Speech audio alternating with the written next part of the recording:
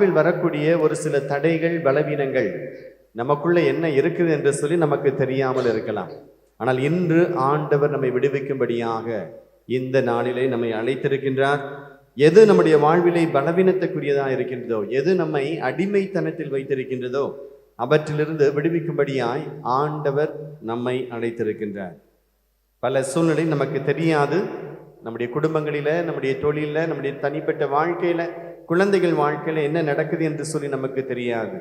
மேலோட்டமாக மனித கண்ணை கொண்டு நாம் பார்க்கின்ற பொழுது அது ஒரு சாதாரண ஒரு பிரச்சனையாகவோ, நோயாகவோ, தடையாகவோ தெரியலாம். ஆனால் உள்ளே இருப்பது என்ன என்பதை ஆண்டவர் ஒருவரே அறிவார். அந்த ஆவியானவர் அதற்காய் ஆண்டவர் நமக்கு கொடுத்திருக்கின்றார்.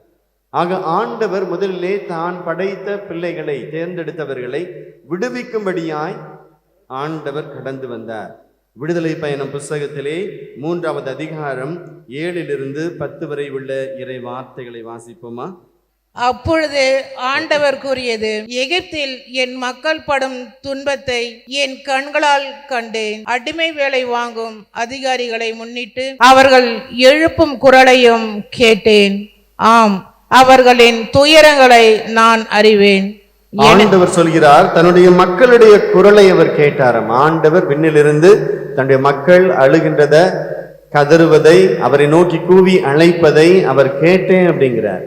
முதல்ல ஆண்டவர் நம்மை நோக்கி சொல்வது இன்றைக்கு அதுதான். நம்ம பல நேரங்களில் வீட்டில இருந்தோ, கோயிலுக்கு வந்தோ, பல இடங்களுக்கு சென்றோ நம்ம ஆண்டவரை நோக்கி நம்ம கூவி அழைத்திருக்கிறான். நம்ம சோதனையில, துன்பத்துல, வேதனையின் மத்தியில, ஆண்டவரே இவ்வளவு துன்பங்கள் மத்தியில் நான் இருக்கிறேனேன்னு சொல்லி ஏன் பஸ்ல போகும் பொழுது, நடக்கின்ற பொழுது அவரை நினைத்திருக்கலாம். நம்ம கண்ணீரோடு ஜெபித்திருக்கலாம். ஆண்டவர் சொல்றார், உன்னுடைய ஒவ்வொரு குரலையும் நான் கேட்கின்றேன், உன்னுடைய குரலை நான் கேட்கிறேன் அப்படிங்கிறார் ஆண்டவர். இப்ப நீங்க வந்து இங்க உட்கார்ந்து இருக்கிறீங்கன்னா, நீங்க வீட்டுல இருக்கும்போது ஜெபிச்ச ஜெபம், இன்னைக்கு எப்படியாவது நான் அந்த ஜெபத்துக்கு போகணும், கலந்து கொள்ள வேண்டும், ஆண்டவரை ஆசீர்வதிக்க வேண்டும் என்று சொல்லி நீங்க ஜெபித்தது நிமித்தமாக தான் ஆண்டவர் உங்களை கூட்டு வந்து உட்கார வச்சிருக்கிறார். It is not an accident. ஏதோ நீங்க நினைச்சீங்க திடீர்னு பிக்னிக் போற மாதிரி இந்த வந்து உட்கார்ந்துருக்கேன்னு சொல்லி யாராலும் வர முடியாது. பலர் இந்த ஜெபத்திற்கு வர வேண்டும் என்று முயற்சி செய்வார்கள். ஏன் பஸ் ஸ்டாண்டுக்கு வருவாங்க, ஏன் பஸ்ல கூட ஏறி உட்கார்ந்துருப்பாங்க, பாதியில திரும்பி வீட்டுக்கு போயிடுவாங்க. சத்துருவானவன் விடமாட்டான், சாத்தான் அவர்களை விடமாட்டான், கலந்து கொள்ள விடமாட்டான். அப்ப ஆண்டவர் உங்களுக்கு என்று முன்குறித்து வைத்த நாள், முன்குறித்து வைத்த இடம், உங்களுடைய குரலை கேட்டு, நீங்கள் உங்களுடைய கண்களில் இருந்து வரைந்த கண்ணீரை அவர் பார்த்து, உங்கள் குரலை கேட்டு ஆண்டவர் உங்களுக்கு தன்னுடைய இரக்கத்தை வெளிப்படுத்துகின்றார். அங்கே இஸ்ரேல் மக்களுக்கு அதான் பார்க்கிறோம். ஆண்டவர் அவருடைய அழுகுரலை கேட்டார், அவர்களின் துயரங்களை நான் அறிவேன் என்று சொல்லி ஆண்டவர் சொல்கிறார். தொடர்ந்து வாசிங்க. எனவே எகிப்தியரின் பிடியிலிருந்து அவர்களை விடுவிக்கவும், அந்த நாட்டிலிருந்து பாலும் தேனும் பொழியும் நல்ல பரந்ததோர் நாட்டிற்கு, அதாவது கானானியர், இத்தியர், எமோரியர், பொரிசியர், இவ்வியர், எபூசியர் வாழும் நாட்டிற்கு அவர்களை நடத்தி செல்லவும் இறங்கி வந்துள்ளேன். இப்பொழுது இதோ இஸ்ரேல் மக்களின் அழுங்குரல் என்னை எட்டியுள்ளது. மேலும் எகிப்தியர் அவர்களுக்கு இழைக்கும் கொடுமையையும் கண்டுள்ளேன். எனவே இப்பொழுதே போ, இஸ்ரேல் இனத்தராகிய என் மக்களை எகிப்திலிருந்து நடத்தி செல்வதற்காக நான் உன்னை பார்வோனிடம் அனுப்புகின்றேன். ஆக ஆண்டவர் மோயிசனை தேர்ந்தெடுத்து தன்னுடைய மக்கள் அழுகுரலை கேட்ட பொழுது மோயிசனை ஆண்டவர் அனுப்பி வைக்கிறார். எகிப்து தேசத்திற்கு போய் என் மக்களை விடுவிக்க வேண்டும் என்று சொல்லி ஆண்டவர் பழைய ஏற்பாட்டில் பார்க்கிறோம். மோயிசனை தேர்ந்தெடுத்தவர் அனுப்பி வைக்கிறார். இன்றைக்கு ஆண்டவர் கூறுவதுதான், நம்முடைய வாழ்க்கையில எந்த இடத்துல பலவீனம் இருக்கோ, எப்படிப்பட்ட பாவத்துல வீழ்ந்து கிடக்கிறோமோ, எது நம்மை சூழ்ந்திருக்கின்றதோ, அது கடன் பாரமா இருக்கலாம், குடிப்பழக்கமா இருக்கலாம், அல்ல குடும்பத்துக்குள்ள கடந்து வந்த சண்டை சச்சரவுகளா இருக்கலாம், அல்ல பிள்ளைகளுக்குள்ள பெற்றோர்கள் பிள்ளைகளுக்கு சொத்துக்களை பிரித்து கொடுக்கும் போது அவர்களுக்குள்ள வரக்கூடிய பொறாமையினால் வரக்கூடிய சண்டை சச்சரவுகள், பிரிவுகள், போட்டி மனப்பான்மைகள் எதுவாக இருக்கலாம். எந்தவித அசுத்தங்கள் நம்ம குடும்பத்துக்குள்ள, நம்முடைய தனிப்பட்ட வாழ்க்கையில நோய்ங்கிற உருவத்திலேயோ தடைகள்ங்கிற விதத்திலேயோ அது உள்ள கடந்து வந்திருந்தாலும் ஆண்டவர் சொல்றார், நீ என்னிடமிருந்து கண்ணீர் விட்டு அழுததின் காரணத்தினால உன் குரலை நான் கேட்டு என் பணியாளரை உனக்கு அனுப்புறேன் அப்படின்னு சொல்லி மோயிசனை ஆண்டவர் இஸ்ரேல் மக்களுக்கு அனுப்பி வைத்து அவர்களை விடுவிக்கும்படியாக, அடிமைத்தனத்திலிருந்து விடுவிக்க தன்னுடைய மைந்தனை அவர் அனுப்பி வைக்கிறார். அதே போலதான் இன்றைக்கு ஆண்டவர் அவர் மீது நாம் வைத்த அளவு கடந்த அன்பின் காரணமாக, இயேசு கிறிஸ்துவின் மீது நாம் வைத்த நம்பிக்கையில, ஆண்டவரே எங்களை காப்பாற்றும், எங்களை விடுவியும், எங்களை குணப்படுத்தும் என்று சொல்லி நாம் கதறி அழுகின்ற வேளையில் ஆண்டவர் நம்முடைய குரலை கேட்டு நமக்கு செவிமடுக்கின்றார்.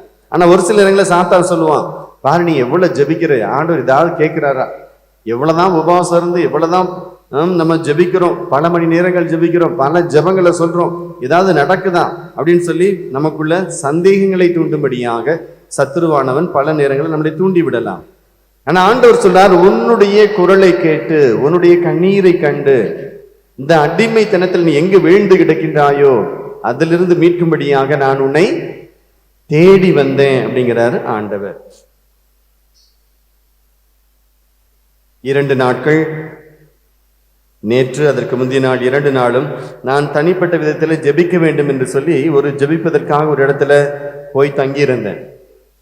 அப்படி நான் ஜெபித்து விட்டு உபவாசம் இருந்து ஜெபிக்கின்ற பொழுது ஒரு இடத்துல இருந்து இன்னொரு இடத்துக்காக நான் உள்ள நடந்துட்டு இருந்தேன். நடந்து போகும் பொழுது அங்க ஜெபிக்க பல மனிதர்கள் வந்திருந்தாங்க, அவங்களும் ஜெபித்து கொண்டிருந்தார்கள். அப்படி ஜெபித்து கொண்டிருக்கின்ற பொழுது என் பக்கத்துல முன்னாடி வந்த ஒரு அப்பாவும் ஒரு சின்ன பையனும் என்னை கிராஸ் பண்ணாங்க. திடீர்னு வந்து நின்று அந்த சகோதரர் சொன்னாரு, பிரதர் எனக்காக பிரேயர் பண்ணுங்க அப்படின்னு சொன்னார். நானே அந்த இடத்துக்கு ஜெபிப்பதற்காக போயிருக்கிறேன், அவரும் ஜெபிப்பதற்காக வந்திருக்கிறாரு, யாருன்னு தெரியாது. அவர் முன்னாடி வந்து நின்று ஜெபிங்க அப்படின்னு சொல்லிட்டு இருந்தார். அப்புறம் அவர் குடும்பத்தில் நடந்த பிரச்சனைகளை சொல்லிட்டு இருந்தார். என்ன பண்ணிட்டு இருக்கிறாரு, என்ன ஆயிடுச்சு, இன்னைக்கு எங்க இருக்கிறாருன்னு சொல்லி அவருடைய குடும்பத்தில் நடந்த சம்பவம், அவருடைய குடி பழக்கத்தினால மனைவி இறந்து போயிட்டாங்க, ஒரே ஒரு சின்ன பையன் இருக்கிறான், அந்த பையனுக்கு கூட நின்று கொண்டிருந்தான். நல்ல வேலை பார்த்து கொண்டிருந்த சகோதரர், MBA முடிச்சு நல்ல ஒரு சேலரி வாங்கி கொண்டு சந்தோஷமாக வாழ்ந்து கொண்டிருந்த மனிதர் குடிப்பழக்கத்திற்கு ஆளாகி எல்லாவற்றையும் இழந்து உண்பதற்கு கூட உணவில்லாத நிலைக்கு, குடிக்கு பயங்கரமாக அடிமையாகி அதை விட்டு வெளியே வர முடியலன்னு சொல்லி அவர் சொல்லிட்டு என் முன்னாடி அழ ஆரம்பிச்சார். சொல்லிட்டு இருந்தவர் திடீர்னு முழங்கால் போட்டு ஜெபிங்க பிரதர் அப்படின்னு சொன்னார். நான் நினைச்சேன், இது என்ன சோதனை, நானே ஜெபிக்கிறது வந்திருக்கிறேன், இவர் வந்து என்ன தடுத்து அவருக்கு ஜெபிக்க சொல்றாரு. அப்ப சொன்னேன், இங்க இருக்கக்கூடிய பாஸ்டர்ஸோ வேற யாராவது பெரியவங்க இருந்தாங்கன்னா அவங்ககிட்ட போய் ஜெபிக்க சொல்லுங்க அப்படின்னு சொன்னேன். நான் இல்ல எல்லாரும் ஜெபிச்சுட்டாங்க, நீங்க எனக்கு ஜெபிங்க அப்படின்னு சொன்னார். அவர் கேட்கிறார், தொந்தரவு தாங்க முடியாமல் அவர் மேல கையை வைத்து ஜெபிக்க ஆரம்பித்தேன். அப்பொழுது அவருக்குள்ள இருந்து அசுத்த ஆவி சொல்லிச்சு, நான் 13 வருஷமா இவருக்குள்ள இருக்கிறேன், மனைவியை கொன்னுட்டேன், இந்த குழந்தையை இந்த பையனை கொல்லாம நான் இவனை விட்டு போக மாட்டேன் அப்படின்னு சொல்லி உள்ள இருந்து ஒரு அசுத்த ஆவி அவருக்குள்ள இருந்து பேசியது.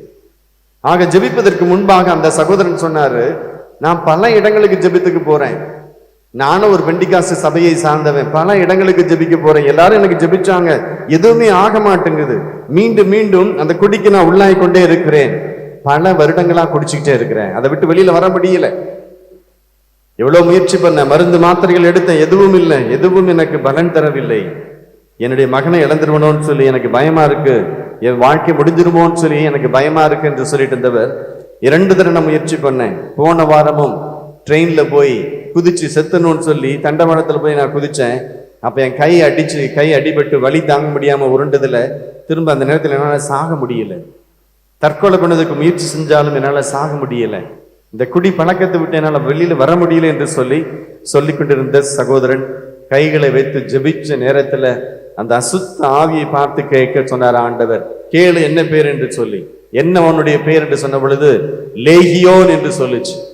நான் ஒருத்தர் கிடையாது, நாங்க படையா வந்திருக்கிறோம் என்று சொல்லி கதறி கூப்பாடு போக ஆரம்பிச்சது. எந்திரிச்சு ஓடணும்னு சொல்லி முயற்சி பண்ணியது. கை கால்கள் கட்டப்பட்டதாக அக்கினி உடம்புல பற்றி எரியட்டும் என்று சொன்ன பொழுது கீழே விழுந்து துடிச்சு பாம்பு மாதிரி துடிக்க ஆரம்பித்தார். ஐயோ, நான் தெரியாம இந்த ஆளை கூப்பிட்டு தலையில கை வைக்க சொல்லிட்டனே அப்படின்னு சொல்லி ஒரே கத்து.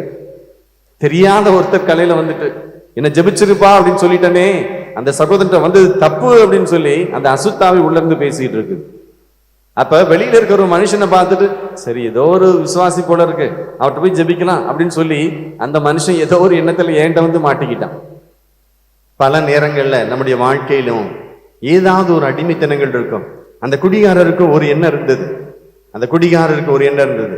நான் இனிமே குடிக்க கூடாது, இந்த பழக்கம் எனக்கு வேண்டாம், இதனால என் குடும்பம் சீரழிஞ்சு போச்சு, இனிமே இந்த அடிமைத்தனத்துக்கு வாழ்க்கை போதும், இனிமையாவது நான் படிச்ச படிப்பு, செய்த வேலை, வாங்கின சம்பளம், மீண்டும் அந்த இடத்துக்கு போகணும், என் குடும்பத்தை காப்பாற்றணும், என் மகனை படிக்க வைக்கணும் அப்படின்னு சொல்லி நல்ல எண்ணங்கள் அந்த சகோதரனுக்கு இருந்தது.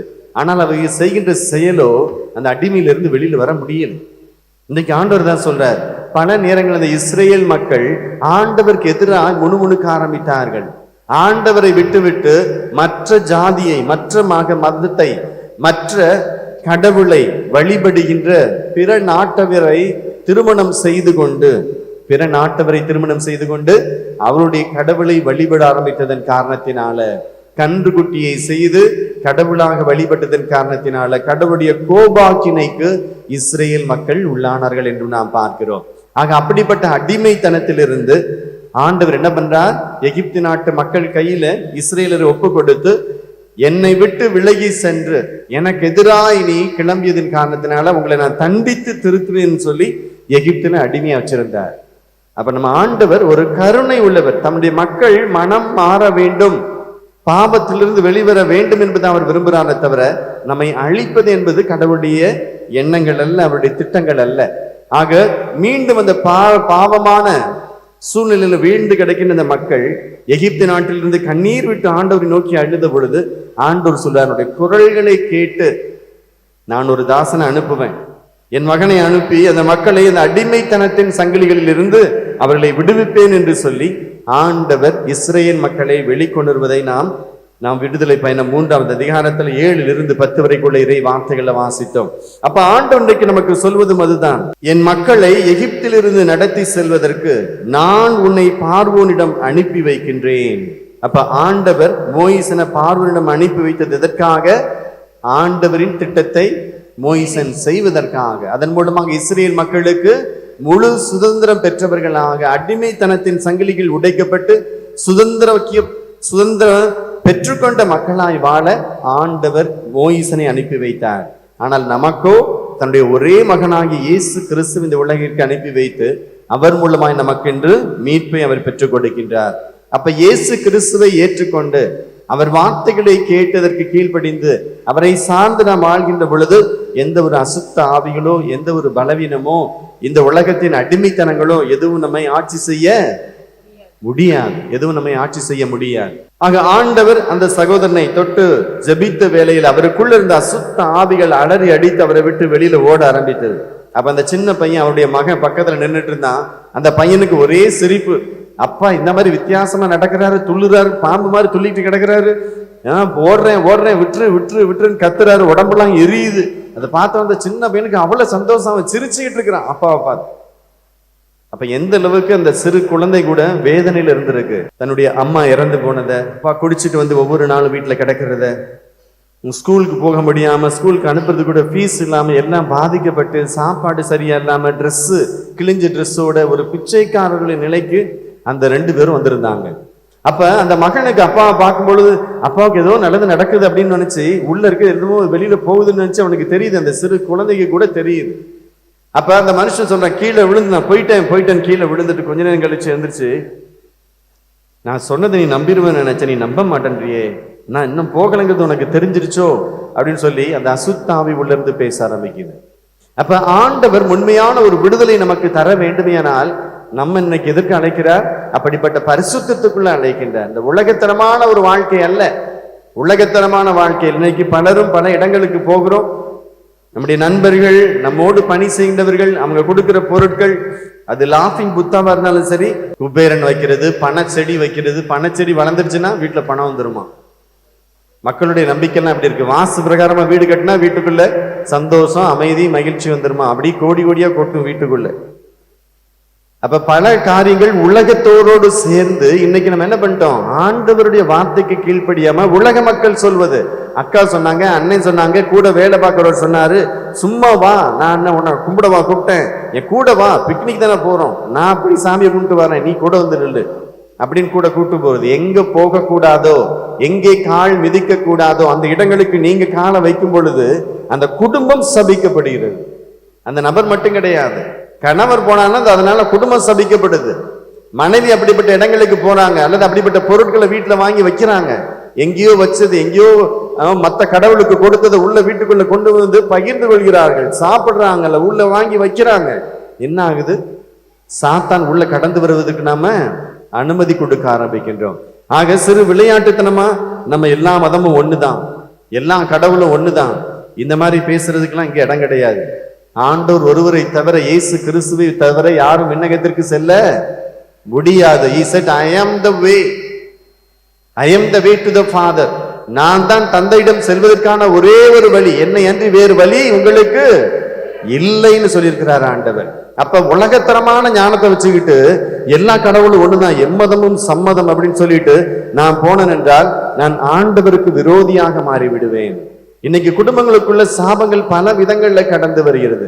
இப்படிப்பட்ட உறவுகள் மூலமாக, நண்பர்கள் மூலமாக, சொந்தங்கள் மூலமாக, வா சும்மா கேட்டு வந்துடலாம், என்ன நல்ல ராசியா கெட்ட ராசியான்னு பார்த்துடலாம் அப்படின்னு சொல்லிட்டு போய் ஒரு தடவை பார்த்தா வாழ்க்கை முடிஞ்சு போச்சு. அதோடு அந்த சாபங்கள் உள்ள வந்து குடும்பத்துக்குள்ள நிக்குது. அநேகர் ஜெபிக்கின்ற வருகும் பொழுது ஆண்டவர் தான் சொல்றாரு, கேளு, எங்க போயிட்டு வந்தேன்னு கேளு. அவளை சொல்ல மாட்டாங்க, நாங்கெல்லாம் போகலாம், அப்படியெல்லாம் போல ஃபாதர். ஆண்டவர் காமிக்கிறார், நீ நிக்கிறத அங்க கையேந்தி நிக்கிறத ஆண்டவர் காமிக்கிறார். யாரை ஏமாத்துற? அப்ப நீங்க சொல்றத நான் எதுவுமே நம்ப மாட்டேன், நீங்க என்ன சொன்னாலும் நான் நம்ப மாட்டேன். ஆவியானவர் எனக்கு எதை காட்டுகின்றாரோ அதை மட்டும்தான் நான் உங்களுக்கு சொல்ல முடியும், அதை மட்டும்தான் உங்களுக்கு சொல்ல முடியும். இப்பொழுது திண்டுக்கல்லில் நடந்த ஜெபத்திற்காக பலர் வந்திருந்தார்கள். அப்பொழுது ஒரு அம்மாவும் மகளும் வந்திருந்தாங்க. அங்கிருந்த ஒரு சகோதரி வந்து சொன்னாங்க, இவங்க குடும்பத்துல தொடர்ந்து சண்டை நடந்துட்டு இருக்குது. வீட்டுல இருக்கிறதே 3 பேர் தான், பாட்டி, மகா, அவங்களுடைய மகா, பேத்தி, 3 பேர் தான் வீட்டுல இருக்கிறாங்க. ஒரு பொண்ணு ஹாஸ்டல்ல தங்கி இருக்கு. எப்பொழுதுமே வீட்டுல சண்டை. எப்போ அந்த பேத்தியும் மகளும் வீட்டுக்குள்ள வர்றாங்களோ அந்த பாட்டிக்கு 2 பேரையும் பிரிக்கிறது தான் வேலை. பிரிக்க முடியாது, அந்த அளவுக்கு வாய் சண்டை. ஏதாவது சொல்லி எதையாவது குற்றப்படுத்தி ஒருத்தரை திட்டாம, யாராவது ஒருத்தர் வீட்டுக்குள்ள இருந்து வெளியில போகாம அந்த வீட்டுல அமைதி வராதான். ஆக அப்படின்னு சொல்லி அவங்க வந்து நின்னாங்க. வந்து ஜெபிக்கும் பொழுது ஆண்டவர் ஒரு காட்சி காமிச்சார். அம்மா, உங்களுக்கு ஏதாவது குல தெய்வங்கள் உண்டா என்று கேட்ட பொழுது யோசிச்சுட்டு, அப்படிலாம் இல்லை, என் கணவருக்கு இருந்தது, எங்களுக்கு கிடையாது. இப்ப நாங்க வேளாங்கண்ணிக்கு மட்டும்தான் போவோம், வேளாங்கண்ணி குலதெய்வமாயி போச்சு. அப்ப இவர் யாரு? இவர் அனாதையாயிட்டார். இன்னைக்கு அநேகருக்கு வேளாங்கண்ணி மட்டும்தான் திருத்தலமா தெரியுது, பங்கு கோயில் ஆகி போச்சு, மற்றதெல்லாம் கோயிலே இல்லாம போச்சு. அப்ப அந்த சகோதரி சொன்னாங்க, வேளாங்கண்ணிக்கு மட்டும்தான் நான் போவோம். நான் இப்ப போறதை கேட்கலாமா? நீங்க இத்தனை வருஷமா எங்க போயிட்டு இருந்தீங்க, உங்களுக்கு குல தெய்வம் யாரு? அப்புறம் கடைசியை சொன்னாங்க, கணவர் இறக்கிறதுக்கு முன்பாக முதல் குழந்தை பிறப்பதற்கும் இந்த 2வது மகன் இந்த குழந்தை பிறந்தப்பவும் நாங்க அங்க போய் வேண்டிட்டு வந்தோம். ரத்தத்தை ஆட பலி கொடுத்து அந்த ரத்தத்தை சிந்தி அந்த கடவுள்கிட்ட எனக்கு குழந்தைய கொடுத்து உனக்கு தரேன் அப்படின்னு சொல்லிட்டு வந்தோம் அப்படின்னு சொல்லி அவர்கள் வாயை திறந்து சொல்லும்படியே ஆண்டவர் செய்தார். ஆக இந்த 2வது குழந்தை பிறந்தப்போ, இந்த குழந்தை பிறந்தா நான் உனக்கு வந்து தந்துடுறேன் அப்படின்னு சொல்லி அந்த அம்மா வேண்டியிருக்கு. கணவர் மனைவி 2 பேரும் ஒரு சாமிகிட்ட போய் வேண்டிட்டு இதை உனக்கு தர்றேன் அப்படின்னு சொல்லி அவங்க சொல்லி இருக்கிறாங்க. அதுக்கப்புறம் அந்த சிலையை தேடி அந்த இடத்திற்கு அவர்கள் போகவில்லை, அது அவங்கள துரத்திக்கிட்டு பின்னாடி வந்துகிட்டே இருக்குது. எங்க போனாலும் சண்டை, வீட்டுல 2 பேரும் உள்ள வந்த உடனே சண்டை.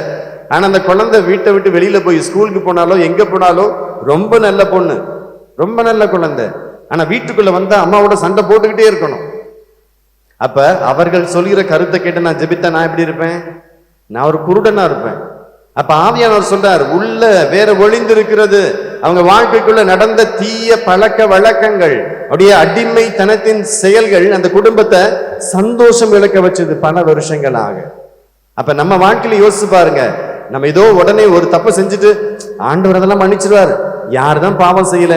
இப்ப மக்கள் அதிகமா சொல்ற வார்த்தை, யாருதான் பாவம் செய்யல, யாருதான் பரிசுத்தமா இருக்கிறாங்க, எல்லாரும் தான் பாவம் செஞ்சிருக்கிறோம், அதுக்காக தான் இயேசு மரிச்சாரு அப்படின்னு சொல்லி துணிஞ்சு பாவம் செய்யறது, துணிந்து பாவத்தை செய்யறது. அப்ப அந்த தாயை பார்த்து ஆண்டவர் சொன்னார், சொல்ல அவட்ட இந்த குழந்தையை எனக்கு எதிராக அந்த சிலைக்கு நீ ஒப்பு கொடுத்து அதோட பிள்ளைன்னு சொல்லி நீ ஒப்பு கொடுத்திருக்க, ரத்தத்தை சிந்தி ஒப்பு கொடுத்திருக்கிற, நீ அந்த பாவத்துக்கு பரிகாரம் செய்யவில்லை என்றால் அந்த தீய ஆவி உன்னை விட்டு அகலாது என்று சொன்னார் ஆண்டவர். ஆக நம்ம வாழ்க்கையில எங்க மறைஞ்சிருக்கு? ஒரு சில நேரத்தில் நம்ம அறியாமலே சாத்தானோடு ஒரு ஒப்பந்தம் செய்யறோம். சாத்தானோடு ஒரு ஒப்பந்தம் செய்யறோம். எப்படி ஒப்பந்தம் செய்யறோம்? கல்யாணம் ஆகுதுக்கு முன்னாடி கணவனோட லவரோட பீச்சுக்கு சுத்துறது, இங்க சுத்துறது, அங்க சுத்துறது. திருமணத்துக்கு முன்பாக அவன் கடவுளே நம்பலனாலும் கூட, இயேசுவே ஏற்றுக்கொள்ளலன்னு பரவாயில்ல, அவன் தான் எனக்கு வேணும்னு சொல்லி பைத்தியமா பின்னாடி அலையிறது. காதல் பண்ணிட்டு கல்யாணம் பண்ணிட்டு அப்புறம் நான் திருத்திடுவேன், அவன் மனசை மாத்திடுவேன், ஆண்டவருக்குள்ள கொண்டு வந்துருவேன் அப்படின்னு சொல்லி வைராக்கியமா இயேசுவை தூக்கி குப்பையில போட்டுட்டு ஒரு பொம்பளைக்காக ஒரு மானுக்காக ஓடுறது தெருவுல. சபிக்கப்பட்ட குடும்பங்களா மாறி போச்சு பல குடும்பங்கள் காதல்ல விழுந்து. ஆக கடவுளை வெறுத்தவர்களாக மாமிஷ இச்சையோடு விபச்சார எண்ணத்தோடு இன்னைக்கு வாழ்ந்து கொண்டிருக்கிறவர்கள், திருமணம் செய்தவர்கள் பல உண்டு. அப்ப ஆண்டவர் சொல்றார், இப்படிப்பட்ட சூழ்நிலை இருக்கும் பொழுது நீ கல்யாணம் பண்ணி உன் புருஷனோட வாழ்ந்த, அவன் சொல்றதெல்லாம் நீ செஞ்சிட்டு இருந்த, அவன் காட்டின இடங்களுக்கு நீ போன, உன் குழந்தையும் அந்த கடவுளுக்கு நீ ஒப்பு கொடுத்திருக்கிற, நீ அதை மறுதளிக்கவில்லை என்றால் என்னுடைய பிள்ளையாகாது, மாறாது, என்னுடைய பிள்ளையாது ஏற்றுக்கொள்ள மாட்டேன் அப்படிங்கிறாரு ஆண்டவர். அப்ப அவங்க வந்தது ரெண்டு பேருக்கும் சண்டை நடக்குது, சேர்த்து வைக்கணும்னு சொல்லிட்டு. ஆனா ஆண்டவர் சொல்றாரு, இந்த குழந்தைய நீ ஒரு தெய்வத்துக்கு ஒப்பு கொடுத்திருக்கிற, ரத்தத்தை சிந்தி கொடுத்திருக்கிற, இது உனக்கு நான் தர்றேன் அப்படின்னு சொல்லி இருக்கிற. இப்படிப்பட்ட சத்தியங்கள் நம்ம எங்கேயாவது பண்ணியிருக்கிறோமா? கணவன்ட்ட ஒரு சத்தியம் பண்றது, மாமனார் மாமியார்ட்ட ஒரு சத்தியம் பண்றது, எதிர்த்து வீட்டுக்காரன் கூட வேலை பார்க்கறவன்ட்டு ஏதாவது சத்தியம் பண்றது, நான் கூட வரேன், நீ சொல்ற இடத்த வரேன், நான் உன்னை நம்புறேன் அப்படின்னு சொல்லி மற்றவங்க சொல்றதெல்லாம் கேட்டு நம்புறது, ஒரு உடன்படிக்கை செய்வது. Make a promise to the people, making a promise with the idols, making promise with the evil powers. பல இடங்களுக்கு சென்று நாம் எவ்வாறு மாட்டிக்கொள்வதுண்டு. என்னையும் காலேஜில் படிக்கின்ற பொழுது என்னுடைய நண்பர்கள், கிளாஸ்மேட்ஸ் என்னை கூட்டு போனாங்க. நான் அவர்களோடு சேர்ந்து போனேன். அப்பொழுதுதான் தெரிஞ்சது, அவங்க கூட்டு போன காரணம் ஒண்ணே ஒண்ணு, நாம இதுல தியானம் செய்தா என்ன பண்ண முடியும், அதிகமா மெமரி பவர் கிடைக்கும், அதிகமா கான்சென்ட்ரேட் பண்ண முடியும், அப்ப நல்லா படிக்க முடியும், நல்ல மதிப்பெண்கள் வாங்கலாம், நல்ல மனுஷனா வாழலாம் அப்படின்னு சொல்லி என்னை கூட்டு போனாங்க. அது உள்ள போக போக தான் தெரிந்தது. ஆனாலும் நான் அது உள்ள போய் அந்த பிராக்டிஸ் பண்ணும் பொழுது எனக்கு ஒரு நன்மையாக இருந்த போலவே தோணுச்சு, நல்ல பாதையில கொண்டு போறது போல தெரிஞ்சது. ஆக பல வருஷங்கள் அதை பிராக்டிஸ் பண்ணதுக்கு அப்புறம் தான் தெரியுது, அது என்ன ஒரு நல்ல மனுஷனை போல வாழ வைத்ததை போல என்ன தோன்றினாலும் ஆண்டவருடைய வார்த்தையிலேயோ தூயாவின் வல்லமையிலோ என்னை அணுக விடாம அதை தடுத்தது. அப்பொழுதுதான் ஆண்டவர் வெளிப்படுத்தினார், ஒரு பாம்பானது ஒரு தலையில் இருக்கிற ஒரு சின்ன முடி போல என் சரீரத்துக்குள் உள்ள வளர ஆரம்பிச்சு. என்னது அது? குண்டலினி என்று சொல்லக்கூடிய யோகா. இன்னைக்கு எத்தனை பேர் உங்க பிள்ளைங்களை யோகாக்கு அனுப்பி வச்சுட்டு இருக்கிறீங்க? எத்தனை பேர் உங்க பிள்ளைங்களை கராத்தே, குங்ஃபு எல்லாத்தையும் நான் பண்ணவன் தான் இன்னைக்கு உங்க முன்னாடி வந்து நின்றுட்டு இருக்கிறேன்.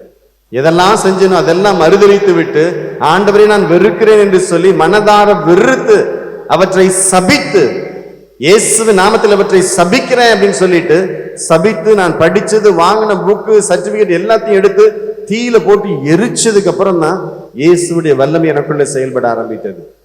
ஆக பல நேரங்கள் நம்ம அறியாமலே ஒரு ப்ராமிஸ் நம்ம கொடுக்கிறோம், ஒரு வாக்குத்தத்தத்தை கொடுத்துடுறோம் மக்கள்கிட்ட, நான் அதை செய்யறேன், இப்படி இருக்கிறேன், அப்படி இருக்கிறேன்னு சொல்லிட்டு எந்த மதம் எந்த சாமி எதுன்னு பாக்குறதே கிடையாது. எல்லா கடவுளும் ஒண்ணுதான் அப்படின்னு சொல்லிட்டு எல்லா இடத்துலயும் நாக்க நீட்டிட்டு நிக்கிறது, கையை நீட்டிட்டு நிக்கிறது, ஜோசியக்காரன்ட்ட போய் கையை கொடுக்கிறது, யமகண்ட காலங்களை பாக்குறது, ராகண்ட நேரங்களை பாக்குறது, பேப்பர்ல நல்ல நேரம் கெட்ட நேரத்தை பாக்குறது, டிவியில மொபைல்ல மற்றவர்கள் கொடுக்கின்ற ஆலோசனைகளை கேட்டு நான் போகின்ற பொழுது என்ன ஆகுது, என்ன அறியாமல் எனக்குள்ள ஒரு சாபம் உள்ள கடந்து வருது. அது என்ன ஒரு அடிமைத்தனத்துக்கு கொண்டு போகுது.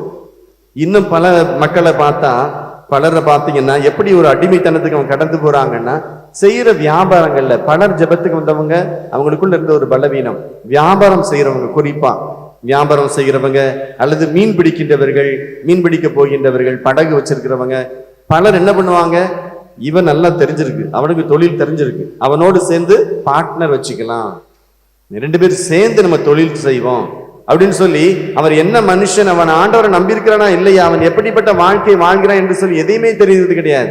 ஓ, அவனுக்கு தொழில் தெரிஞ்சிருக்கு, ரெண்டு பேரும் சேர்ந்து பண்ணலாம், வா, பணத்தை ரெண்டு பேரும் சேர்த்து போடுறது, தொழில் ஆரம்பிச்சு ஒரு வருஷத்துக்குள்ளேயே போட்டது எல்லாம் இழந்து போய் வெறும் கையோடு கடன் வறுமையோடு வெளியில வந்து நிற்கிறது. இன்னைக்கு பல குடும்பங்கள் சீரழிஞ்சு போய் கிடக்குது.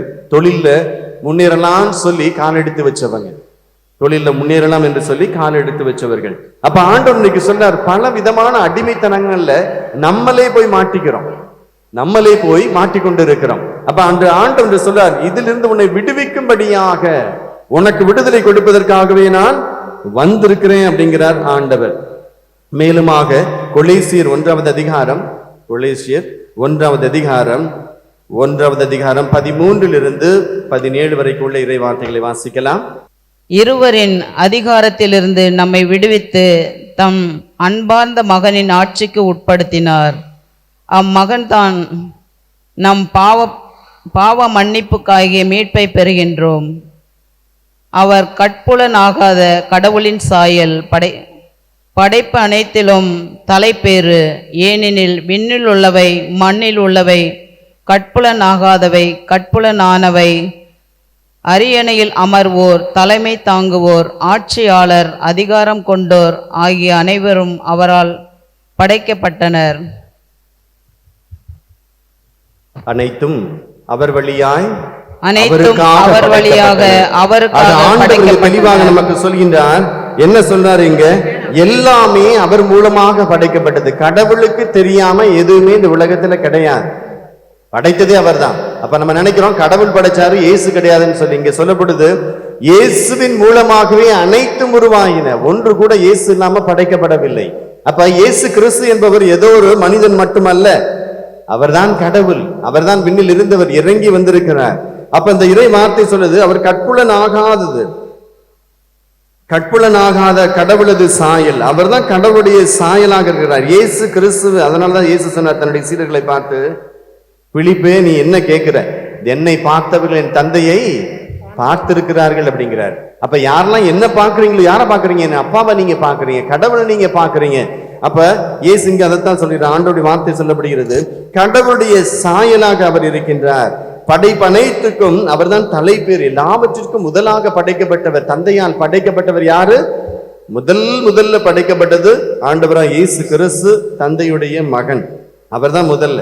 எல்லா படைப்புகளும் எல்லாம் உருவாகுவதற்கு முன்பாக ஆண்டவர் இயேசுவை படைத்தார் என்று இங்கு சொல்லப்படுது. எல்லா படைப்புகளும் இயேசு கிறிஸ்துவின் மூலமாக, தூய ஆவியானவரின் மூலமாக மூவரும் தேவன் சேர்ந்து அனைத்தையும் படைக்கின்றார்கள். அப்ப இங்க ஆண்டவருடைய வார்த்தை சொல்கிறது, விண்ணில் உள்ளவை மண்ணில் உள்ளவை, கட்புலனாகாதவை, அரியணையில் அமர்வோர், தலைமை தாங்குவோர், ஆட்சி அதிகாரம் கொண்டோர் ஆகிய அனைவரும் அவரால் படைக்கப்பட்டனர். அப்ப நம்ம கண்ணில் பார்க்கறது எல்லாமே, அது மனுஷனா இருந்தாலும் சரி, இயற்கையா இருந்தாலும் சரி, கண்களுக்கு புலப்படாதவையாக இருந்தாலும் சரி, காற்று, பல்வேறு விதமானவை, ஒளிகள், இதெல்லாம் நாம் பார்க்கிறோமோ, நம்மால் பார்க்க முடியவில்லையோ, ஈவன் நம்மளால உணர கூட முடியவில்லை, இதெல்லாம் நம்மளோட உணர முடியாதவை ஆண்டவர் படைத்திருக்கிறார். அதை கூட அனைத்தையுமே என்ன சொல்றார் ஆண்டவர்? எல்லாம் அவராலே படைக்கப்பட்டன, அனைத்தும் அவர் வழியாக, அவருக்காக படைக்கப்பட்டது. அப்ப படைக்கப்பட்ட எல்லாமே யாருக்காக படைக்கப்பட்டிருக்கு? இயேசு கிறிஸ்துவின் மூலமாக அவருக்காக படைக்கப்பட்டிருக்கு. இயேசு கிறிஸ்துவின் மூலமாக அவருக்காக படைக்கப்பட்டிருக்கு. அப்ப இன்றைக்கு ஆண்டவர் நம்ம அதற்கு தான் அழைத்திருக்கிறார். நம்முடைய வாழ்வில் எது மறைவுள்ளதா இருக்குது, எங்க நான் பாவம் ஒளிஞ்சு செஞ்சிருக்கிறேன், நம்ம வாழ்க்கையில, நம்முடைய ஜெப வாழ்க்கையில, நம்முடைய ஆன்மீக வாழ்வில் நம்ம முயற்சி செய்கிறோம், வளராமல் இருப்பதுக்கு காரணம் நமக்குள்ள இருக்கக்கூடிய மறைந்து ஒளிந்திருக்கக்கூடிய பாவங்கள்.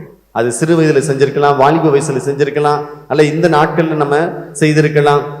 மற்றவங்களோடு பேசாம இருப்பது, தீய பாவங்களை செய்து விட்டு அதை மறந்து போயிருப்பது, இதெல்லாம் சாத்தான் செய்யக்கூடிய காரியம். அப்ப ஆவியானவர் எப்ப நமக்குள்ள கடந்து வருகிறாரோ, நமக்குள்ள மறைஞ்சிருக்கிற பாவங்களை அவர் வெளிப்படுத்துவார், மன்னிப்பு கேட்க வைப்பார், மற்றவங்களோடு பேச சொல்லுவார்.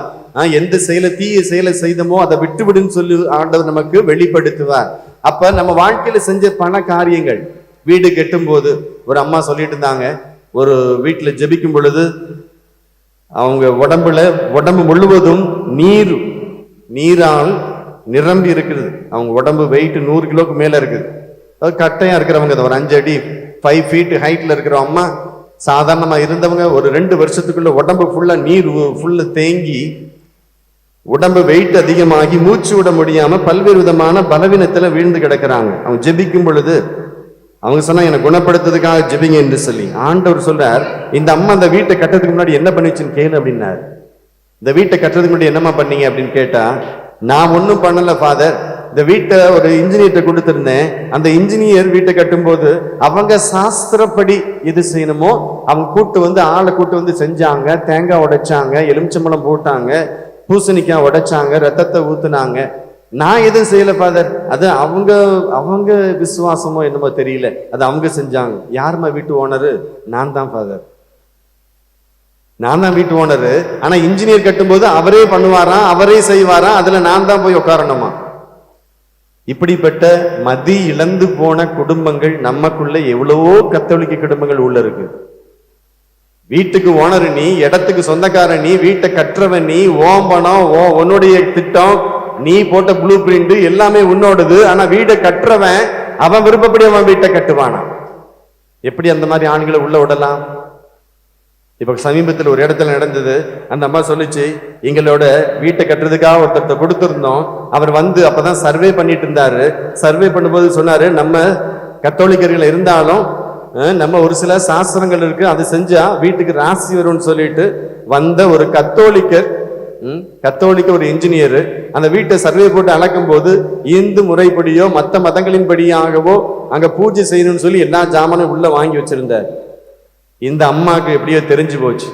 தெரிஞ்சிட்டு அந்த கணவரையும் அங்க இருந்தவர்களையும் கூப்பிட்டு, ஒழுங்கு மரியாதையா இடத்தை விட்டு வெளியில போ. நீ வீடை கட்டினியோ காட்டை கட்டினியோ, ஏன் இடத்துக்குள்ள இந்த இப்படிப்பட்ட தீய பொருட்கள் உள்ள வந்ததுன்னா கொன்னே விடுவேன், போ வெளியில. விரட்டி விடுச்சு அந்த நேரத்துல இன்ஜினியர். இன்றைக்கு பல நேரங்கள்ல கத்தோலிக்க இன்ஜினியர்ஸ் கூட இப்படிப்பட்ட தகாத, கடவுளுக்கு வெறுப்பான, அருவருப்பான காரியங்களை உள்ள வந்து செஞ்சிட்டு இருக்கிறாங்க.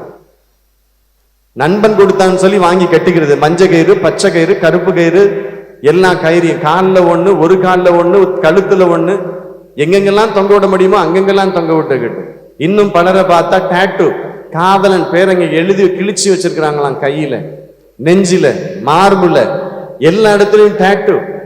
கடவுளுக்கு சொந்தமான ஆண்டவர் சொல்றாரு, 1 கொரிந்தியர் 3, 1 கொரிந்தியர் 6, உன்னுடைய தேகம் தான் என்னுடைய ஆலயங்கிறார். தூய ஆவியானவர் தங்கக்கூடிய ஆலயம் என்பது உனக்கு தெரியாதா அப்படின்னு சொல்லி இருக்கிறார். இவங்க நினைச்சபடி உலகத்தரமான வாழ்க்கை, எவன் கடவுளே இல்லைன்னு சொல்லி வாழ்ந்துட்டு இருக்கிறானோ அவன் செய்யறது அப்படியே காப்பி அடிச்சு கிறிஸ்தவ மக்கள் செய்யறது. அப்ப சாபம் வராம என்ன வரும் உள்ள? ஒரு சிலர் கேட்டா, நான் ரொம்ப நாள்லாம் வாழ விரும்பல, வாழ்றும் பொழுது சந்தோஷமா அனுபவிக்கணும், சாகணும், எனக்கு ஜெபம் தேவையில்லை, கடவுள் தேவையில்லை, நான் எதையும் நம்ப மாட்டேன். இப்படிப்பட்ட இளைஞர் கூட்டம் இன்னைக்கு உள்ள இருக்குது. காரணம் யாரு? அறிவில்லாத பெற்றோர்கள் தன்னுடைய பிள்ளைகளை தெய்வ பயத்துல வளர்க்காம சயின்ஸையும் மேக்ஸையும் எம்எஸ்சியும் எம்எட்டையும் கற்றுக் கொடுத்து பணத்தை சம்பாதிக்க கற்றுக் கொடுத்தாங்களே தவிர தெய்வ பயத்தை கொடுக்காம, அறிவு, ஆண்டோருக்குரிய அறிவு இவர்களுக்கு புகட்டாமல், கல்லூரிக்கும் யூனிவர்சிட்டிக்கும் அனுப்பி வச்சு படிச்சதுனால வெளிநாட்டுக்கு போனது வீட்டை கூட கவனிக்க மாட்டேங்குது, பெற்றோர்கள் கூட பணம் அனுப்ப மாட்டேன்றாங்க. கேட்டா கடவுள் கிடையாது, என்னால வர முடியாது, நான் இங்க தான் இருக்க போறேன். எத்தனையோ குடும்பங்கள் இன்னைக்கு பெற்றோர்கள் பிள்ளைகளை அனுப்பி வச்சவங்க பிள்ளைங்க வராம அப்படியே செட்டில் ஆகி ஃபாரின்ல உட்கார்ந்துட்டு இருக்கு. காரணம் கடவுளுக்கு தெரியாது, சிறு வயதில் கொடுத்ததில்ல. நம்ம கொடுக்கிற உணவு எல்லாம் உலக ஞானம் தான், உலக அறிவு தான். அப்ப ஆண்டவர் சொல்றார், ஆண்டவரை தேடி வருகின்றவர்கள் அவர்கள் மீட்படைவார்கள். இயேசு கிறிஸ்துவை பெயரை யார் சொல்லி அழைக்கின்றாரோ அவர்களுக்கு விடுதலை உண்டு, மீட்பு உண்டு. அப்ப இன்று ஆண்டவர் அழைக்கின்றார், நீங்க உங்க பிள்ளைங்களுக்கு இயேசுவை குறித்த ஞானத்தை கொடுத்திருக்கின்றார்களா, அல்லது உலகத்தனமான அறிவையும் ஞானத்தையும் கொடுத்து எப்படி சம்பாதிக்கலாம், எப்படி வாழ்க்கையில முன்னேறலாம், எப்படி வீட்டை கட்டலாம், எந்த நாட்டுக்கு போனா என்ன வேலை கிடைக்கும், எவ்வளவு சம்பளம் கிடைக்கும் சொல்லி நம்ம பிள்ளைங்களை வளர்த்து வச்சிருக்கிறோமா? இதுக்கு பேரு தெய்வீக ஆசீர்வாதமா? இதுக்கு பேரு தெய்வ ஆசீர்வாதமா? ஆண்டவருக்கு இதெல்லாம் கணக்கு கொடுக்கணும். பெற்றோர்களே, ஆண்டவருக்கு நீங்கள் கணக்கு கொடுக்க வேண்டும். பிள்ளைகள் அடிமைத்தனத்துல குடிக்கு, பான்பராக்கு, பல்வேறு விதமான போதை பொருட்களுக்கு அடிமை ஆவதற்கு மூல காரணமா இருப்பதே பெற்றோர்கள், சமுதாயம் அல்ல. உன் வீடு, உன் சாப்பாடு, உன்னுடைய இல்லம், உன்னுடைய அறை, நீங்க சேர்ந்து வாழ்றீங்க. நீங்க கற்றுக் கொடுக்க வேண்டியத ஸ்கூல்லையும் ஆலயத்தில் கூடிய சாமியாருக்கு வேலைன்னா பெற்றோர்கள் எதுக்கு பெற்றெடுத்தீங்க? பெற்றோருடைய வேலை இல்லையா அது பிள்ளைகளை வளர்க்க வேண்டியது? உலக அறிவை கொடுக்கிறதுக்கு ஆண்டவர் கொடுத்தார் பிள்ளைய. அப்ப ஆண்டவர் சொல்றார், இன்றைக்கு என்னை தேடி வருகின்ற பொழுது அடிமைத்தனத்தின் சங்கிலிகளை நான் உடைப்பேன் அப்படிங்கிறார் ஆண்டவர். அடிமைத்தனத்தின் சங்கிலிகளை உடைப்பேன். ஆண்டவர் ஒரு இடத்துல தியானம் கொடுத்து இருந்த பொழுது ஒரு குருவானவர் உள்ள எங்களுடைய மினிஸ்ட்ரி சார்ந்த ஃபாதர் வந்து செய்தி கொடுத்துட்டு இருந்தார். நான் வெளியில நின்றுட்டு இருந்தேன். ஒரு தந்தை உள்ள இருந்து ஓடி வந்து, ஃபாதர் ஒரு நிமிஷம் மட்டும் பேசணும்னு சொல்லி பேச வந்தார். என்னன்னு கேட்ட பொழுது அவர் சொன்னார், என்னுடைய பையன் மெட்ராஸ் IIT படிச்சுட்டு இருக்கிறான். வீட்டுல இருக்கிற வரைக்கும் ஒரு நாள் கூட அவன் தவறுனது கிடையாது ஜெபிப்பதற்கு. ஞாயிற்றுக்கிழமை நாங்க குடும்பமா கோயிலுக்கு போவோம். ஆனா இப்போ 2 வருஷம் கழிச்சு இப்ப லீவுக்கு இப்போ வந்திருக்கிறான் வீட்டுக்கு. சர்ச்சுக்கு வாடா அப்படின்னு சொன்னா கடவுள் இல்லைன்னு சொல்றான் ஃபாதர். IIT சென்னை, நாளைக்கு சயின்டிஸ்ட், கூகுள்லயோ எதுலயோ ஒர்க் பண்ண போறாங்க. லேக்ஸ் சேலரி வரப்போகுது. ஆனா கடவுள் கிடையாது. இன்றைக்கு பிள்ளைகளுக்கு பெற்றோர்கள் கொடுக்கக்கூடிய முக்கியத்துவம் tuition, extra class, NEET coaching, JEE coaching, எல்லா கோச்சிங் இருக்கு. இயேசுவை தவிர எல்லாம் இருக்கு. அப்ப அடிமைத்தனத்துல விழாம எங்க போய் விடுவாங்க? வாலிப வயசு வரும் பொழுது இச்சையான வாழ்க்கை, பல பெண்களோடு உறவு, உடல் உறவு, பல விதமான குடி பழக்க வழக்கங்களுக்கு அடிமைத்தனம். அப்ப ஏன் இந்த பழக்க வழக்கங்கள் உள்ள கடந்து வருது? பெற்றோர்கள் ஆண்டவருடைய பயத்தை கொடுக்காம, பெற்றோர்கள் கடவுளை தேடி வாழாம, உலகத்தரமான ஒரு வாழ்க்கை வாழ்ந்து கொண்டு வாழ்கின்ற பொழுது எப்படி அந்த பிள்ளைங்க வந்து எப்படி ஆண்டவரை தேடி வர முடியும்? ஏலியின் வாழ்க்கையில் என்ன நடந்ததோ அது நம்முடைய வாழ்க்கையிலும் நடக்கும் என்பதை மறந்துவிடக் கூடாது. ஏலி உண்மையா கடவுளுக்கு பயந்த ஒரு மனிதனாக இருந்தாலும் தன்னுடைய வாலிப பிள்ளைகளை, இருவரையும் மகன்களையும் தெய்வ பயத்துல வாழ அவர்களை பயிற்சிக்காத காரணத்தினால ஆண்டவருடைய சன்னிதானத்துல அருவருப்பான காரியங்களை அவர்கள் செய்து கொண்டிருந்தார்கள். ஆக அந்த தண்டனை அந்த பிள்ளைகள் மேல் வரும் பொழுது அந்த தகப்பனையும் தாக்கியது. அவரும் செத்தார்.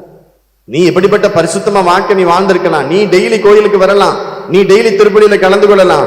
ஆனா உன் பிள்ளைகள் ஊதாரியை அலைவதற்கு நீ விட்டு சுதந்திரத்தை கொடுத்து விட்டு படிப்பு, டியூஷன், இங்க அங்க இதை கத்துக்கோ அதை கத்துக்கோன்னு சொல்லிட்டு பைபிளுக்கு டைம் இல்ல, ஆண்டவருக்கு டைம் இல்லைன்னு சொல்லி நம்ம ஒதுக்கி வைக்கின்ற பொழுது நீங்க தான் நாளைக்கு கணக்கு கொடுக்கணும். அந்த பிள்ளை கெட்டு போறது. பெற்றோர்கள்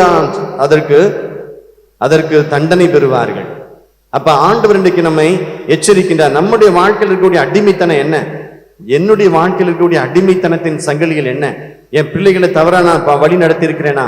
என்னுடைய வாழ்க்கையில் தவறான பழக்க வழக்கங்கள் இருக்குதான்? விடாம ஜெபத்துக்கு வந்துருவாங்க, ஜெப குழுல இருப்பாங்க, எல்லாம் இருப்பாங்க. ஆனா ஃப்ரெண்ட்ஸோட சேர்ந்து மாசத்துக்கு ஒரு தடவை 2 மாசத்துக்கு ஒரு தடவை குடிப்பாங்க. கேட்டா social drinks. I am not an addicted for alcohol. நாங்க சோசியலா குடிப்போம். ஒரு சில இடங்களில் சொன்னாங்க நாங்க குடும்பமா சேர்ந்து குடிப்போம். கணவன், மனைவி, பிள்ளைங்க சேர்ந்து குடிக்கிறாங்க. கேட்டா நாங்க எலிட் குரூப், நாங்க உயர்ந்த ஜாதியை சார்ந்தவங்க இந்த உலகத்துல. நாங்க எல்லாருமே படிச்சிருக்கிறோம், நாங்க எல்லாருமே ஆங்கிலத்துல தான் பேசுவோம். இப்ப உலகத்தரமான வாழ்க்கை வாழ்ந்து கொண்டு நான் தேவனுடைய ஆசீர்வாதம் வேண்டும், எனக்கு விடுதலை வேண்டும் என்று சொல்கின்ற பொழுது ஏற்கனவே இந்த குடும்பத்துக்குள்ள ஏகப்பட்ட சாபங்கள் கிடக்குது. உலக ஞானம் உள்ளே வரும் பொழுது ஆண்டவருடைய வல்லமை வெளிப்படாது. ஒரு நாள் ஒரு சகோதரி வந்து கேட்டாங்க, ஜெபத்துக்கு வரக்கூடிய ஒரு சகோதரி.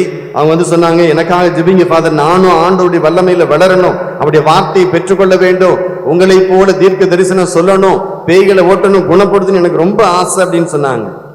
ஆண்டவர் சொன்னார், சொல்லு மகனே, நீ தலையில் இல்ல, நீ இன்னும் 10 அவதாரம் எடுத்து வந்தாலும் உனக்கு நடக்காது. காரணம், நீ ஏற்கனவே ஒரு டாக்டரா இருக்க. டாக்டரோட நீ படிச்ச உன்னுடைய MBBS படிப்பு, MD படிப்பு எல்லாமே மூளையில உள்ள மூழ்கி போய் கிடக்குது. எந்த நோய்க்கு எந்த மாத்திரை சாப்பிடணும், இது வந்த என்ன சிம்டம், அது வந்த எதுக்கு வந்திருக்கு, இது கார்டியாக் ப்ராப்ளமா, கிட்னி ப்ராப்ளமா, மூளை அப்படிதான் செயல்படுமே தவிர இயேசுவின் நாமத்தில் குணம் உண்டாகட்டும் சொல்ல வாய் வராது. மூளையில நம்ம ஏதோ கவுடங்க வச்சுட்டு வாயில இன்னொன்னு வரணும்னு நினைச்சா, மூளைக்குள்ள சாணம் இருந்து வாயில வந்து அகர்பத்தி ஸ்மெல் வரணும்னா எப்படி வரும் அது? அப்ப நம்ம பெற்றுக்கொண்ட என்ன வாழ்க்கை வாழ்ந்துட்டு இருக்கிறோம்? 7 நாள் 6 நாள் எப்படி வாழ்ந்திருக்கிறேன்? 7வது நாள் தேவனுடைய பிரசன்னத்துக்கு நான் வந்திருக்கிறேனே, 6 நாள் என்ன பண்ணியிருக்கிறேன் அப்படிங்கிறத ஆண்டவர் நம்மகிட்ட கணக்கு கேட்பார். 6 நாள் ஊதாரியா அணைஞ்சிட்டு 7ஆம் நாள் ஆண்டவருடைய பிரசன்னத்துல வந்து நிற்பேன் அப்படின்னு சொல்லினா எப்படி ஆண்டவருக்குள்ள கடந்து வர முடியும்? இன்றைக்கு ஆண்டவர் அப்படிப்பட்ட அடிமை பழக்க வழக்கங்கள் இருந்து இந்த மாதிரி தொழில் செய்கின்றவர்கள் நண்பர்கள்னு பேர்ல மற்றவங்களோடு போய் மாட்டிக்கொண்டு அவர்களோடு போய் சேர்ந்திருக்கிறது. மனிதனை நம்புறது. ஆண்டவர் சொல்கிறார் எரேமியா 17 மனிதன் மீது நம்பிக்கை வைக்கின்றவன் சபிக்கப்படுவானாக அப்படிங்கிறார் ஆண்டவர். அப்ப ஒரு சிலருக்கு இன்னொரு பழக்கங்கள் இருக்கு. வளர்க்கின்ற பொழுது பெண் குழந்தைங்களை அம்மா அப்பாவுக்கு ரொம்ப அடிமைத்தனமா வளர்க்கிறது. அளவு கடந்த அன்பு, பிரிக்க முடியாத ஒரு அன்பு, அம்மாவையும் மகளையும்.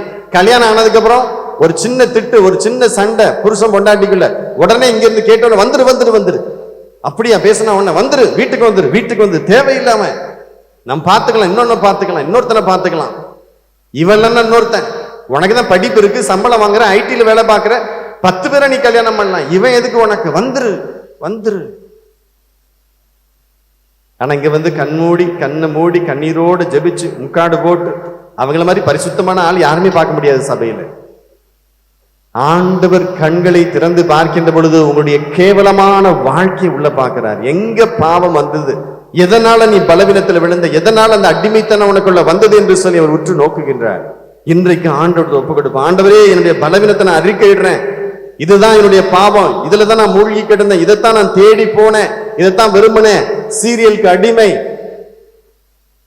பல்வேறு விதமான படங்களுக்கு நான் அடிமையா இருந்தேன், மற்றவங்களை பற்றி குறை கூறுவதில் காசிப்பிங் அடிமையா இருந்தேன், மற்றவங்களை பார்க்கின்ற பொழுது பொறாம, இவ இவ்வளவு அழகா இருக்கிறாளே, இப்படி இருக்கிறாளே, இப்படி இருந்தவங்க இப்படி போயிட்டாங்களே, மற்றவங்களை பார்க்கும் பொழுது ஒரு பொறாமை உணர்வு, எது எனக்குள்ள ஆட்சி செய்தோ, எது என்ன அடிமைப்படுத்திருக்குதோ அதைத்தான் ஆண்டவருக்கு போடுங்க சொல்றார். அதை நீ எரி, அதை நீ வெறுக்க ஆரம்பி, அதை நீ வெறுக்க ஆரம்பி. அப்ப ஆண்டவர் இன்றைக்கு நமக்கு விடுதலை தர வேண்டும். ஆனால் அது குடி பழக்கமோ, போதை பொருட்களோ, அல்லது கெட்ட வார்த்தைகள் பேசுவதோ, கோபத்துக்கு ஆளாவதோ, எது எனக்குள்ள என்னை தீட்டுப்படுத்தக்கூடியதா இருக்கிறதோ, ஆண்டவர் சொல்றார், அதை நீ வெறுக்க ஆரம்பி, அதை நான் விட்டு விடுறேன்னு சொல்லு. ஆண்டவரே, நீங்க தான் எனக்கு வேணும் என்று சொல். அப்பொழுது அந்த அருவருப்பான காரியங்கள் உன்னை விட்டு அகலும் பொழுது நிலையான ஆசீர்வாதம் நமக்குள்ள கடந்து வரும். அந்த நிலையான ஆசீர்வாதம் கடந்து வரும் பொழுது உங்கள் மூலமா இந்த சந்ததி ஆசீர்வதிக்கப்படும். ஹல்லேலூயா, ஹல்லேலூயா, ஹல்லேலூயா. அப்ப ஒருவர் பெற்றுக்கொள்கின்ற ஆசீர்வாதத்தின் மூலமா அந்த குடும்பத்துக்குள்ள சந்ததியே ஆசீர்வதிக்கப்படுது. ஆபிரகாமின் மூலமாக அவர் வழியாக வந்த சந்ததி ஆசீர்வதிக்கப்பட்டது. மிக தெளிவாக சொல்லப்படுகிறது, அவர் வழியாக வந்தவர்கள், ஆபிரகாமின் வம்சத்துல வந்தவர்கள், அந்த வம்சம் என்று சொல்லப்படுகிறது, வம்சங்கள் என்று சொல்லப்படவில்லை, வழிகள் என்று சொல்லப்படவில்லை, அவரை மட்டும் குறிப்பிட்டு சொல்லப்படுது வேதாகமத்துல. அப்ப ஆபிரகாமின் சந்ததியில் வந்தவர்கள் அனைவரும் ஆசீர்வதிக்கப்படுகின்றார்கள். காரணம், அவர் தெய்வ பயமுள்ள ஒரு மனிதனாய் இருந்தார். ஆண்டவருக்கு முன்பாக உண்மை பகர்கின்ற, உண்மைக்கு சான்று பகர்கின்ற ஒரு மனிதனாய், தெய்வ பயமுள்ள ஒரு மனிதனாக ஆபிரகாம் வாழ்ந்தார். அப்ப நீங்க தெய்வ பயத்துல வாழ்கின்ற பொழுது உங்க பிள்ளைங்க எப்படிப்பட்ட நிலைமையில இருந்தாலும் சரி, ஆண்டோடைய பிரசன்னம் அவர்களையும் விடுவித்து ஆவிக்குரிய வாழ்விலே ஆண்டவர் அழைத்து வருவார். ஆக இப்பொழுது நாம் ஜெபிக்க இருக்கின்றோம். முதல்ல நம்ம ஆண்டோட ஒப்பு கொடுக்க வேண்டியது, நமக்கு யார் மேல மன்னிக்க முடியாத ஒரு மனநிலை இருக்கிறது, யாரை நாம இன்னும் ஏற்றுக்கொள்ள முடியாத மனநிலையோடு வாழ்ந்து கொண்டிருக்கின்றோம், யாரை பார்க்கின்ற பொழுது, நினைக்கின்ற பொழுது நமக்கு ஒரு வெறுப்பு, ஒரு எரிச்சல் நமக்குள்ள வருது, அல்ல அவங்களை நினைக்கும் போது நம்ம அறியாமலே நமக்குள்ள ஒரு பயம் கடந்து வருது. ஐயோ, அந்த மனுஷனை பார்க்கணுமோ, திரும்ப வந்து பணத்தை கேட்டுருவானோ, கடன்காரன் வீட்டுக்கு வந்திருக்கிறானே அப்படின்னு சொல்லி ஒரு சிலரை பார்க்கும் பொழுது நமக்குள்ள ஒரு எரிச்சல், பய உணர்வுகள் உள்ள கடந்து வரலாம். எது நம்முடைய வாழ்க்கையை இன்றைக்கு பயமுறித்து அச்சத்துக்குள்ளாய் இழுத்து செல்கிறது என்பதை உற்று பார்ப்போம். இந்த நேரத்துல ஆண்டவர்கிட்ட ஒப்பு கொடுப்போம். அவர் நம்மை முழுமையாக விடுவிக்கும்படியாய் கடந்து வந்திருக்கிறார். He has come to give us a total freedom. He has come to liberate each one of us. When we turn to him, he will pour out his mercy upon each one. அவரை தேடி வருகின்ற பொழுது தன்னுடைய இரக்கத்தினால் நிரப்புவார். அடிமைத்தனத்தின் சங்கிலிகளை உடைத்து முழுமையான சுதந்திரத்தை தரும்படி ஆண்டவர் அழைத்து வந்திருக்கிறார். இந்த சுதந்திரத்தை நோக்கி நாம் பயணம் செய்து கொண்டிருக்கின்றோம். இந்த ஆகஸ்ட் 15ஆம் தேதி வரப்போகிறது. எப்படிப்பட்ட சுதந்திரம் என் வாழ்க்கையில் இருக்கு என்பதை நாம் யோசித்து பார்ப்போம். அந்த சுதந்திரத்தை தரக்கூடிய ஒரே ஒருவர் இயேசு கிறிஸ்து ஒருவர் மட்டும்தான், வேற யாரும் கிடையாது. அவரிடத்தில் ஒப்பு கொடுப்போம். நோயிலிருந்து, பலவீனங்களிலிருந்து, தீய பழக்க வழக்கங்களிலிருந்து, செய்வனைகள், பிள்ளி சூனியங்கள் எதுவாக இருந்தாலும் ஆண்டவர் நம்மை விடுவிக்கும்படியாய் பேர் சொல்லி அழைத்து வந்தவர் நம்மை ஆசீர்வதிக்கிறார்.